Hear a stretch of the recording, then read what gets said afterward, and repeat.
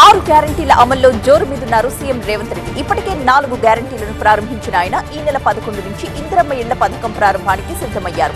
అందుకు అవసరమైన ఏర్పాట్లు చేయాలని అధికారుల్ని ఆదేశించారు సీఎం రేవంత్. సచివాలయంలో ఇందిరమ్మ ఇళ్లపై అధికారులతో సమీక్ష జరిపారు. అర్హులందరికీ ఇందిరమ్మ ఇళ్ల పథకాన్ని వర్తించేలా విధి విధానాలు ఖరారు చేయాలని ఆదేశించారు. ఈ పథకంలో ఇంటి స్థలం ఉన్న వారికి 5 లక్షల రూపాయల సాయం, ఇంటి స్థలం కూడా లేని పేదల కోసం స్థలంతో పాటు ఆర్థిక సాయం కూడా చేస్తారు. ఉమ్మడి ఆంధ్రప్రదేశ్లో స్పీకర్గా దుద్దిళ్ల శ్రీపాదరావు కీలక పాత్ర పోషించారన్నారు సీఎం రేవంత్ రెడ్డి. మంథన్ నుంచి 3 సార్లు ఎమ్మెల్యేగా గెలిచి ఆ ప్రాంత అభివృద్ధికి బాటలు వేశారన్నారు. శ్రీపాదరావు వంటి నేతలు తెలంగాణకు గర్వకారణమన్నారు సీఎం. శ్రీపాదరావు వారసుడిగా రాజకీయాల్లోకి వచ్చిన శ్రీధర్ బాబు తండ్రి వారసత్వాన్ని కొనసాగిస్తున్నారని కొనియాడారు. ట్యాంక్ బండ్ పై శ్రీపాదరావు విగ్రహ ఏర్పాట్లు పరిశీలిస్తామన్నారు. శ్రీపాదరావు జయంతి ఉత్సవాల్ని ప్రభుత్వం తరపున జరపడం ఆనందంగా ఉందన్నారు స్పీకర్ గడ్డం ప్రసాద్. దుద్దిళ్ల శ్రీపాదరావు జయంతిని ప్రభుత్వం అధికారికంగా నిర్వహించడం గర్వంగా ఉందన్నారు మంత్రి శ్రీధర్ బాబు. అందుకు సీఎం రేవంత్ రెడ్డికి కృతజ్ఞతలు తెలిపారు. జయంతి వేడుకలకు రాజకీయాలకు అతీతంగా వేలాదిగా తరలివచ్చిన అభిమానులకు ధన్యవాదాలు తెలిపారు. మారుమూల ప్రాంతం మంథని అభివృద్ధి కోసం శ్రీపాదరావు చేసిన కృషి కరీంనగర్ జిల్లా వాసులు ఎప్పటికీ మరచిపోరని అన్నారు. ఆయన వారసత్వాన్ని కొనసాగిస్తామన్నారు శ్రీధర్ బాబు. తెలంగాణ ప్రభుత్వం మెగా డిఎస్సి నోటిఫికేషన్ ప్రకటించడంపై యూత్ కాంగ్రెస్ హర్షం ప్రకటించింది. Hyderabad Osmania university arts college దగ్గర యూత్ కాంగ్రెస్ అధ్యక్షుడు శివసేనారెడ్డి ఆధ్వర్యంలో కేక్ కట్ చేశారు. అనంతరం సీఎం రేవంత్ రెడ్డి చిత్రపటానికి క్షీరాభిషేకం చేశారు. ఇచ్చిన మాట తప్పకుండా సీఎం రేవంత్ నిరుద్యోగులకు అండగా నిలుస్తున్నారని కొనియాడారు. అసలైన తెలంగాణ ఇప్పుడే వచ్చిందన్నారు. ఏపీలో పార్లమెంట్ అసెంబ్లీ ఎన్నికలు దగ్గర పడుతున్న కొద్దీ ఆత్మీయ భేటీలు పెరిగిపోయాయి. అన్ని పార్టీల నేతలు రోజుకో కుల సంఘంతో భేటీ అవుతూ మద్దతు కోరుతున్నారు. వెల్లంపల్లి టార్గెట్ గా నిన్న విజయవాడలో జరిగిన ఆర్య వైశ్య ఆత్మీయ భేటీకి టీడీపీ నేత బోండా ఉమతో పాటు పలువురు కూడా హాజరయ్యారు. వారికి దీటుగా ఇవాళ వెల్లంపల్లి ఆర్య వైశ్యులతో భేటీకి సిద్ధమయ్యారు. అధికార ప్రతిపక్ష నేతల భేటీలు ఎలా ఉన్నా ఆర్య వైశ్యుల మద్దతు ఎవరికి అనేది మాత్రం ఉత్కంఠను కలగజేస్తోంది. ఎన్టీఆర్ జిల్లా మైలవరంలో వైసీపీ అభ్యర్థి తిరుపతిరావు 20,000 మెజార్టీతో ఎమ్మెల్యేగా గెలుస్తారన్నారు ఎంపీ కేశినేని నాని. రెడ్డిగూడెంలో జరిగిన వైసీపీ కార్యకర్తల ఆత్మీయ సమావేశంలో మాట్లాడారు. కృష్ణప్రసాద్ ను మైలవరం వీరప్పన్ గా పోల్చిన టీడీపీ ఆయన్ని తన పార్టీలో చేర్చుకుందన్నారు. ఎమ్మెల్యే వసంత కృష్ణప్రసాద్ ఇసుక, బూడిద, గ్రావెల్ అమ్ముకున్నారని ఆరోపించారు. అతన్ని పార్టీలో ఎలా చేర్చుకున్నారని ప్రశ్నించారు. ఆయన రాకను టీడీపీ వారే వ్యతిరేకిస్తున్నారని చెప్పారు. 24 సీట్ల కోసం పవన్ కళ్యాణ్ విన్యాసాలు చూస్తుంటే జాలేస్తోందని అన్నారు కేశినేని నాని. శ్రీకాకుళంలో ఈ మధ్య లే రా కదలిరా సభ నిర్వహించిన చంద్రబాబు తిరిగి 10 రోజుల వ్యవధిలోనే మళ్లీ జిల్లా పర్యటనకు వస్తున్నారు. ఈ నెల 8న పలాసలో ప్రజాగళం పేరిట పర్యటించబోతున్నారు. పలాసలో జరిగే చంద్రబాబు సభకు ఏర్పాట్లు ప్రారంభించారు నేతలు. సభాస్థలిని శ్రీకాకుళం టీడీపీ నేతలు కూన రవికుమార్, గౌతు శ్రీష పరిశీలించారు. బాబు సభను విజయవంతం చేయాలని పార్టీ శ్రేణులకు పిలుపునిచ్చారు. బొబ్బిలి విజయనగరం ఎంపీగా పనిచేసిన అనుభవంతో విశాఖని మరింత అభివృద్ధి చేస్తానన్నారు బొత్స ఝాన్సీ. విశాఖ వైసీపీ లోక్సభ అభ్యర్థిగా ఆమె ఎన్నికల ప్రచారం ప్రారంభించారు. ప్రచారానికి ముందు కనక మహాలక్ష్మి అమ్మవారి ఆలయంలో ప్రత్యేక పూజలు చేశారు. విశాఖ తనకు నాన్ లోకల్ అనడం తప్పన్నారామె. తాను పుట్టింది, పెరిగింది, చదివింది విశాఖలో అని స్పష్టం చేశారు. ఝాన్సీ ఎన్నికల ప్రచారానికి మంత్రి అమర్నాథ్ సైతం హాజరయ్యారు. ఉమ్మడి విశాఖ జిల్లాలో 15 అసెంబ్లీ నియోజకవర్గాలు గెలిచి తీరుతామన్నారు. ఏపీ బీజేపీ రాష్ట్ర కార్యాలయంలో ముఖ్య నేతల భేటీ కొనసాగుతోంది. రాష్ట్ర వ్యాప్తంగా 175 అసెంబ్లీ, 25 పార్లమెంట్ అభ్యర్థుల ఎంపికపై నేతలు చర్చిస్తున్నారు. 14 జిల్లాల్లో ఉన్న ముఖ్య నాయకులతో సమీక్షించారు. ఒక్కో జిల్లా నుంచి 3 అభ్యర్థుల పేర్లు ఎంపిక చేశారు. ఇవాళ కూడా అభ్యర్థుల ఎంపికపై సమావేశం కొనసాగనుంది. ఇవాళ సాయంత్రం లోపు అభ్యర్థుల ఎంపిక పూర్తి చేసి లిస్టు ప్రకటించే ఛాన్స్ ఉంది. బీజేపీ తెలంగాణ అభ్యర్థుల తొలి జాబితాలో 9 మంది చోటు దక్కించుకున్నారు. కరీంనగర్ నుంచి బండి సంజయ్, నిజామాబాద్ నుంచి అరవింద్, జహీరాబాద్ నుంచి బీబీ పాటిల్, సికింద్రాబాద్ నుంచి జి కిషన్ రెడ్డి, చేవేళ్ల నుంచి కొండా విశ్వేశ్వర్ రెడ్డి, హైదరాబాద్ నుంచి మాధవీలత, భువనగిరికి బోర నర్సయ్యగౌడ్, మల్కాజిగిరి ఎంపీ అభ్యర్థిగా ఈటెల, నాగర్ కర్నూలు నుంచి భరత్ ను ఎంపీ అభ్యర్థులుగా ఎంపిక చేసింది బీజేపీ కేంద్ర ఎన్నికల కమిటీ. మరో 8 స్థానాల్ని పెండింగ్ లో పెట్టింది. తాను పార్టీలో చేరిన వెంటనే ఎంపీ టికెట్ ఇచ్చిన బీజేపీ అధిష్టానానికి కృతజ్ఞతలు తెలిపారు నాగర్ కర్నూలు ఎంపీ అభ్యర్థి భరత్. తనపై ప్రధాని మోదీ, జేపీ నడ్డా, అమిత్ షా పెట్టుకున్న నమ్మకాన్ని వమ్ము చేయకుండా పనిచేస్తానన్నారు. నాగర్ కర్నూలు ఎంపీగా గెలిచిన వారికి బహుమతిగా ఇస్తామన్నారు. రాజకీయాల్లో మచ్చ లేకుండా ఉన్న తండ్రి మంచితనం ఉపయోగపడుతుంది అన్నారు. చేవేళ్ల ఎంపీ అభ్యర్థిగా టికెట్ ఇచ్చిన బీజేపీ అధిష్టానానికి కృతజ్ఞతలు చెప్పారు కొండా విశ్వేశ్వర్ రెడ్డి. అగ్ర నేతలు రాష్ట్ర నాయకత్వం తనపై పెట్టుకున్న నమ్మకాన్ని కాపాడుకుంటానన్నారు. ఈ ఎన్నికల్లో భారీ మెజార్టీతో గెలిచి ఆ నమ్మకాన్ని నిలబెట్టుకుంటానన్నారు. చేవేళ్ల ప్రజలు బీజేపీతోనే ఉన్నారన్నారు. టికెట్ వచ్చిన తర్వాత ఆయన టీవీ9తో ప్రత్యేకంగా మాట్లాడారు. దేశవ్యాప్తంగా 195 మందితో బీజేపీ లోక్సభ అభ్యర్థుల తొలి జాబితా విడుదలపై బీజేపీ శ్రేణులు హర్షం ప్రకటించాయి. టికెట్ దక్కించుకున్న అన్ని ప్రాంతాల్లో అభ్యర్థుల అనుచరులు సంబరాలు చేసుకున్నారు. భారీగా బాణసంచా కాల్చి స్వీట్లు తినిపించుకున్నారు. బ్యాండ్ మూతలతో హోరెత్తించారు. అభ్యర్థులు సైతం డాన్సులు చేస్తూ కార్యకర్తల్ని ఉత్సాహపరిచారు. ప్రధాని నరేంద్ర మోదీ తెలంగాణ పర్యటనకు ఏర్పాట్లు చకచకా సాగుతున్నాయి. 2 రోజుల పాటు సాగే ప్రధాని పర్యటనలో భాగంగా రేపు ఆదిలాబాద్ వెళ్తారు. ఎల్లుండి సంగారెడ్డిలో పర్యటిస్తారు. పలు అభివృద్ధి పనులకు శంకుస్థాపన చేస్తారు. ఎల్లుండి సంగారెడ్డిలో జరిగే భారీ బహిరంగ సభలో ప్రసంగిస్తారు. ప్రధాని సభ కోసం ఇప్పటికే ఏర్పాట్లు ముమ్మరం చేశారు పార్టీ నేతలు. సభకు భారీ జన సమీకరణకు కసరత్తు చేస్తున్నారు. మంత్రి పొన్నం ప్రభాకర్ తల్లిని పరుష పదజాలంతో దూషించిన బండి సంజయ్ బర్తరఫ్ కి డిమాండ్ చేసింది తెలంగాణ గౌడ సంఘం. మంత్రి తల్లిపై బండి వ్యాఖ్యలు సభ్య సమాజం తలదించుకునేలా ఉన్నాయన్నారు ఆ సంఘం రాష్ట్ర అధ్యక్షుడు పల్లె లక్ష్మణ్ గౌడ్. అలాంటి నేతలు ప్రజాప్రతినిధులుగా ఉండే అర్హత లేదన్నారు. రాజకీయ లబ్ధి కోసం దేవుడి పాట పాడే నకిలీ భక్తుడిగా బండిని పోల్చారు. బండి బ్లాక్మెయిల్ బెదిరింపు రాజకీయాలు అందరికీ తెలుసన్నారు లక్ష్మణ్ రావు. సభ్యతా సంస్కారం మరచిపోయి మాట్లాడిన బండిని బీజేపీ నుంచి బహిష్కరిస్తేనే ఆ పార్టీ పరువు నిలబడుతుంది అన్నారు. లేకుంటే తగిన మూల్యం చెల్లించక తప్పదని హెచ్చరించారు లక్ష్మణ్ గౌడ్. విశాఖలో రిషికొండపై నిర్మించిన పర్యాటక భవనాలు విద్యుత్ వెలుగుల్లో జిగేల్మంటున్నాయి. రాత్రి సమయంలో భవనాల అందాలకు సంబంధించిన వీడియోలు సోషల్ మీడియాలో వైరల్ గా మారాయి.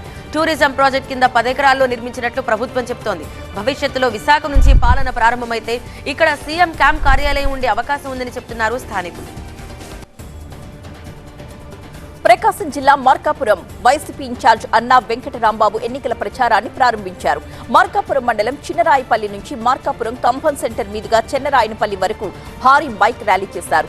ఆ తరువాత చెన్నరాయనపల్లిలో ఇంటింటికి వెళ్లి ప్రభుత్వ సంక్షేమం గురించి వివరించి చెప్పారు. ఎప్పుడు ఎన్నికలొచ్చినా సరే వైసీపీకే ఓటు వేయాలని ప్రజల్ని కోరారు ఎమ్మెల్యే అన్నా వెంకటరాంబాబు. ప్రచారానికి అనుచరులు వేలాదిగా తరలివచ్చారు. మేడారం సమ్మక్క సారక్క హుండీ లెక్కింపు కొనసాగుతోంది. 3 రోజులుగా సాగుతున్న హుండీ లెక్కింపుతో ఇప్పటి వరకు మొత్తం 9,60,36,000 ఆదాయం సమకూరింది. మొత్తం 512 హుండీలకు గాను 3 రోజుల్లో 317 హుండీల్ని లెక్కించేశారు. ఇవాళ రేపు మిగతా హుండీల్ని లెక్కిస్తారు. ఈ లెక్కన అమ్మవార్ల హుండీ ఆదాయం ఈసారి 20 కోట్లు దాటే అవకాశం ఉందని సమాచారం. మహాశివరాత్రి బ్రహ్మోత్సవాల సందర్భంగా ద్వారకా తిరుమల ఆలయం తరపున ఏఈఓ బాబురావు శ్రీశైలం మల్లికార్జునుడికి పట్టు వస్త్రాలను సమర్పించారు. అంతకుముందు ఆలయ గోపురం దగ్గర మల్లన్న క్షేత్రం ఈవో పెద్దిరాజు పండితులతో కలిసి బాబురావుకు ఘనంగా స్వాగతం పలికారు. అమ్మవారికి సమర్పించే పట్టు వస్త్రాలకు ప్రత్యేక పూజలు చేసి మంగళ వాయిద్యాల నడుమ మల్లికార్జున ఆలయానికి తరలించారు. పట్టు వస్త్రాల సమర్పణ అనంతరం శ్రీవారి జ్ఞాపికతో పాటు తీర్థ ప్రసాదాల్ని కూడా అందజేశారు. ఖమ్మం జిల్లా ముదిగొండ మండలం పండ్రిగుబల్లి దగ్గర పేలుడు పదార్థాలు స్వాధీనం చేసుకున్నారు టాస్క్ ఫోర్స్ పోలీసులు. బీవీఆర్ స్టోన్ క్రషర్ దగ్గర అక్రమంగా నిల్వ ఉంచిన పేలుడు పదార్థాలని భారీగా సీజ్ చేశారు. అనుమతి లేకుండా క్వారీలో బండరాళ్లను పేల్చేందుకు మందుగుండు సామాగ్రి దాచిన బీవీఆర్ స్టోన్ క్రషర్ యజమానిపై కేసు నమోదు చేశారు. పేలుడు సామాగ్రికి లైసెన్స్ కూడా లేదని గుర్తించారు. స్వాధీనం చేసుకున్న పేలుడు పదార్థాల విలువ 4 లక్షలకు పైగా ఉంటుందన్నారు task force ACP Sivaramaiah. Kadapa జిల్లా కాసినాయన మండలం శివరామ పల్లగిరి దగ్గర 11 kV విద్యుత్ లైన్ నుంచి మంటలు చెలరేగాయి. భారీగా వ్యాపించిన మంటలు పక్కనే ఉన్న సుగంధం అరటి పంటకు అంటుకున్నాయి. మంటలు గమనించిన రైతులు ఫైర్ సిబ్బందికి సమాచారాన్ని అందించారు. ఫైర్ సిబ్బంది మంటలు ఆర్పే లోపే 12 ఎకరాలకు పైగా చేతికొచ్చిన పంటతో పాటు పరికరాలు కూడా కాలిపోయాయి. 3 రైతులకు దాదాపు 14 లక్షలకు పైగా ఆస్తి నష్టం జరిగింది. తమను ప్రభుత్వమే ఆదుకోవాలని కోరుతున్నారు బాధిత రైతులు. ఏలూరు జిల్లా ద్వారకా తిరుమల చిన్నవెంకన్న శేషాచల కొండపై భారీ చోరీ జరిగింది. కొండపై పార్క్ చేసిన ఒక కారులో 35 కాసుల బంగారం ఎత్తుకెళ్లారు దొంగలు. బంగారం చోరీపై బాధితుల ఫిర్యాదుతో పోలీసులు దర్యాప్తు ప్రారంభించారు. భక్తులు దర్శనానికి వెళ్లిన సమయంలో కారులో చోరీ జరిగినట్లు గుర్తించారు. డోర్ లాక్ తీయకుండానే బంగారం ఎత్తుకెళ్లినట్టుగా చెప్తున్నారు. సీసీ కెమెరా ఫుటేజ్ ఆధారంగా దొంగల కోసం గాలిస్తున్నారు. హైదరాబాద్ లో బంగారం ధరలు భారీగా పెరిగాయి. కొద్ది రోజుల క్రితం వరకు 62 నుంచి 63 వేల మధ్య పలికిన 24 క్యారెట్ల 10 గ్రాముల బంగారం ధర ఒక్కసారిగా 1000 రూపాయలు పెరిగిపోయింది. ప్రస్తుతం 24 క్యారెట్ల 10 గ్రాముల బంగారం ధర 64,090 రూపాయలకు చేరుకుంది. 22 క్యారెట్ల 10 గ్రాముల బంగారం ధర 58,750 రూపాయలకు చేరుకుంది. కిలో వెండి 77,000 పలుకుతోంది. బెంగళూరు రామేశ్వరం కేఫే పేలుడు ఘటనపై తగిన చర్యలు తీసుకుంటామని కర్ణాటక సీఎం సిద్ధరామయ్య భరోసా ఇచ్చారు. ఈ విషయంలో రాజకీయాలు చేయొద్దని బీజేపీకి విజ్ఞప్తి చేశారు.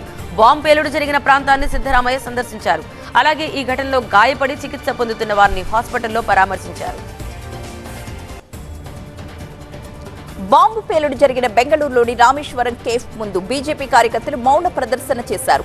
ఎఫ్ఎస్ఎల్ రిపోర్టు ఎందుకు బయట పెట్టట్లేదని ప్రశ్నించారు. శాంతి భద్రతల్ని కాపాడలేకపోతే సిద్ధరామయ్య సర్కార్ గద్దె దిగాలని బీజేపీ యువ మోర్చా డిమాండ్ చేసింది.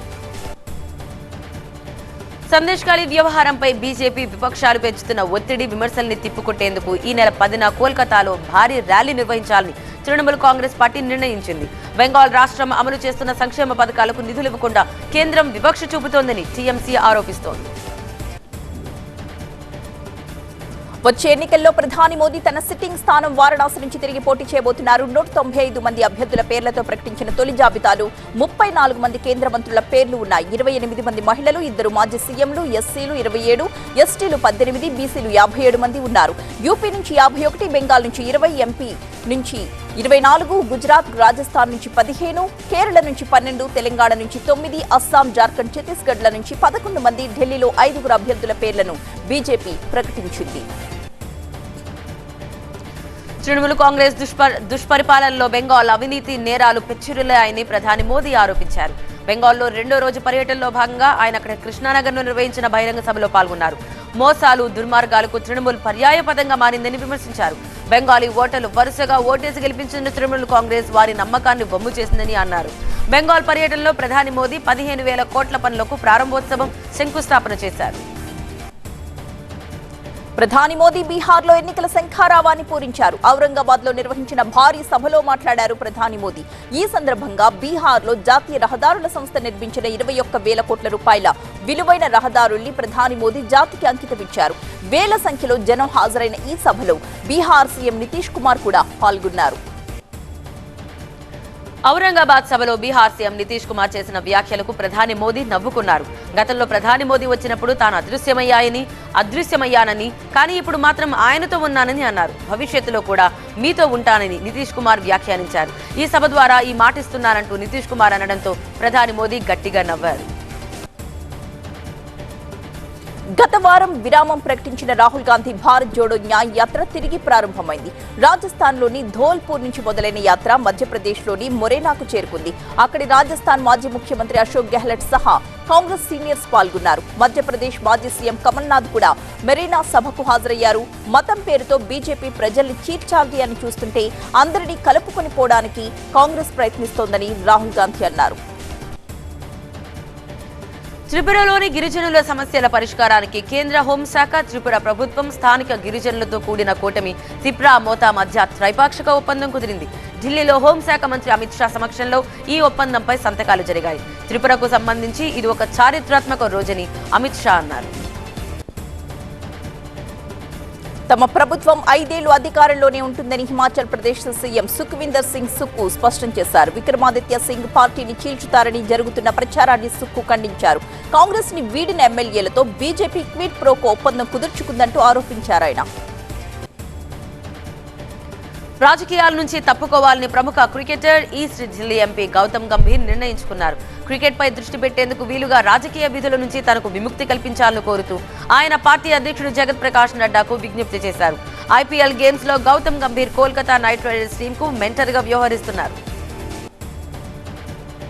ఎంపీ గౌతమ్ గంభీరే కాదు, బీజేపీకి చెందిన మరో ఎంపీ జైన్ సిన్హా కూడా వచ్చే ఎన్నికల్లో తాను పోటీ చేయట్లేదని ప్రకటించారు. జార్ఖండ్లోని హజారీబాగ్ నుంచి 2 సార్లు జైన్ సిన్హా ఎంపీగా గెలిచారు. వాతావరణ మార్పులపై దృష్టి సారించడానికి తాను ఎన్నికల్లో పోటీకి దూరంగా ఉండదలిచానని ఎక్స్ వేదికగా జైన్ సిన్హా తెలియజేశారు. పార్టీ ఆర్థిక వ్యవహారాలు, పాలనాపరమైన విషయాలపై తన పని కొనసాగిస్తానని వెల్లడించారు.